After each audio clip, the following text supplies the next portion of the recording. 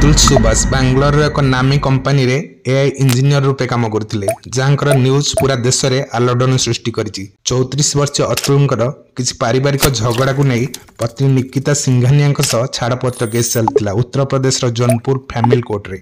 तांको पत्नी अतुलंक नारे 9टी भिन्न भिन्न केस फाइल करथिले जोंथिरे थिला यौतुक निर्यातना हत्या भली संगीन अभियोग मान। किंतु गत डिसेंबर 9 तारिख दिन अतुलंकर शव निज बांग्लोर स्थित बासभवन रु झुलंता अवस्था उद्धार करा जायतिला। एहा से छाड़ी जायतिला 80 मिनिट वीडियो वार्ता और 24 पेज नोट। हेलो वर्ल्ड, मेरा नाम अतुल सुभाष है। मैं तकरीबन 34 साल का हूँ, बैंगलोर में रहता हूँ।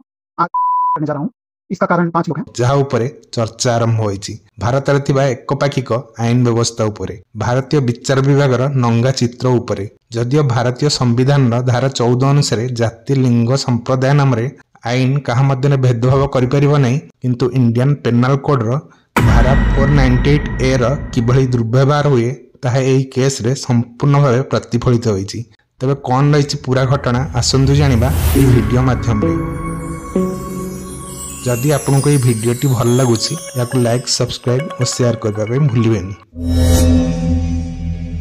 34 वर्ष अतुल थिले जने एआई इंजीनियर एक प्रतिष्ठित कंपनी रे चाकरी करथिले। 2019 रे तांकर विवाह होइतिला निकिता सिंघानिया सह एक ऑनलाइन पोर्टल माध्यम रे। अतुलंकर अभियोग अनुसार निकिता तांको विवाह करबा समय रे जने कस्टमर केयर एग्जीक्यूटिव रूपे काम करथिले। विवाह परे अतुल तांको पाठ पढाइबा सह प्रोग्रामिंग करबा मध्ये सिखाइतिले।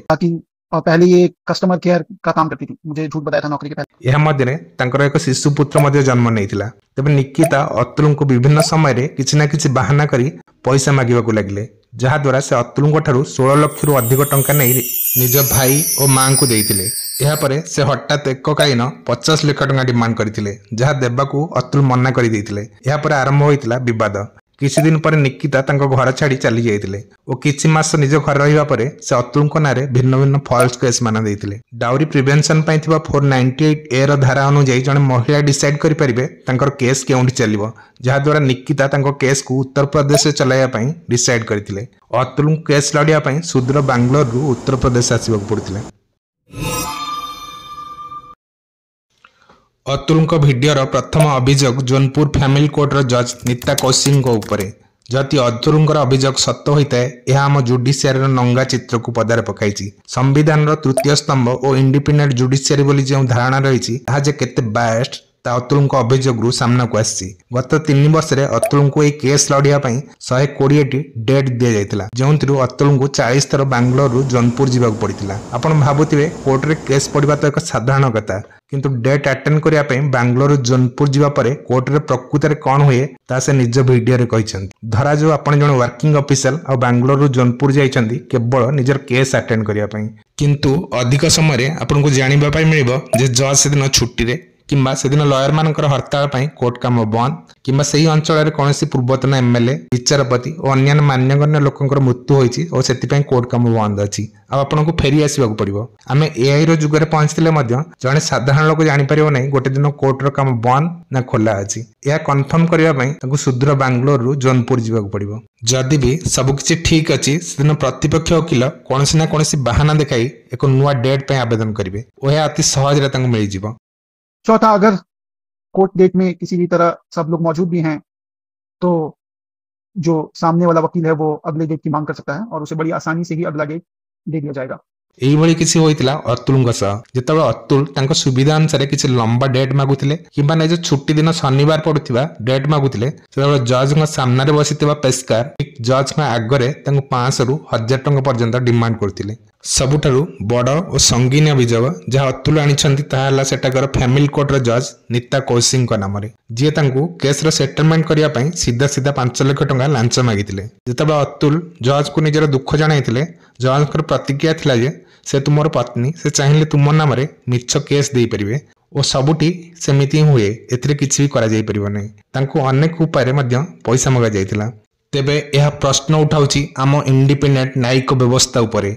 अतुल को घर लोकों अभियोग परे तांका स्त्री सासु और स्त्री भाई को गिरफ्त करा जायछि, हेले केही मध्य जानि नाहंती जे तांका अभियोग रे मेंशन होइतिबा जज को विरुद्ध रे इन्वेस्टिगेशन आरंभ होइछि ना नाही। प्रति न्यूज चैनल रे तांका पत्नी और परिवार को दोष दिया जाउछि, हेले कोनसी भी चैनल रे जौनपुर कोर्ट भीतर घटितिबा ए निंदनीय कामर आलोचना मध्य हेउ नाही। कारण जुडिशियरी को समालोचना करवा is equivalent to content of court. तबे एते स्वाधीनता पाइथिबा हम जुडिशियरी निज स्वाधीनता को अपव्यवहार करूना तो जदि जज न्याय देवा पई कोनोसी भी साधारण लोक को लांच मागे तबे साधारण लोकटिए न्याय पाइबा पई केउठिक जीवो। अगर इतने सारी चीजें एविडेंस और सब कुछ होने के बाद भी अगर कोर्ट ये जज और मेरे बाकी के हरासर्स को पनिशमेंट नहीं देती है और बरी कर देती है, तो मेरा जो अस्थि है वहीं कोर्ट के बाहर किसी गटर में बहा देना चाहिए, ताकि मैं ये जान जाऊं हमेशा हमेशा के लिए, मैं ये अपना लेसन सीखता रहूं कि इस देश में क्या वैल्यू है एक लाइफ की।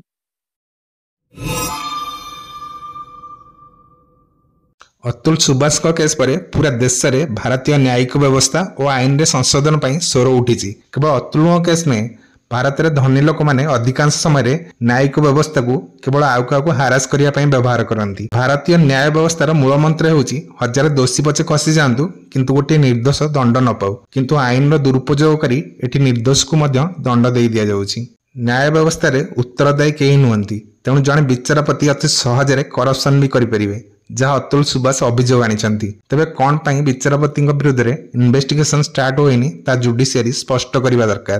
कारण भारत रे सबु अनुष्ठान लोकमानक पाई और लोकमानक द्वारा, लोकमानकठु ऊर्ध्वरे केही भी नुहे, एपरिक भारतर संविधान मध्य नुहे। जो विचार अछि कि जुडिशियरी उपरे दंड विधान हेले या उपर लोकंकर आस्था त्रुटि जीव, ताहा एक भूल धारणा अटे। कारण करप्ट लोकमानक उपरे कार्यानुष्ठान हेले ही संस्था उपरे लोकमानकर भरोसा बढ़िबो।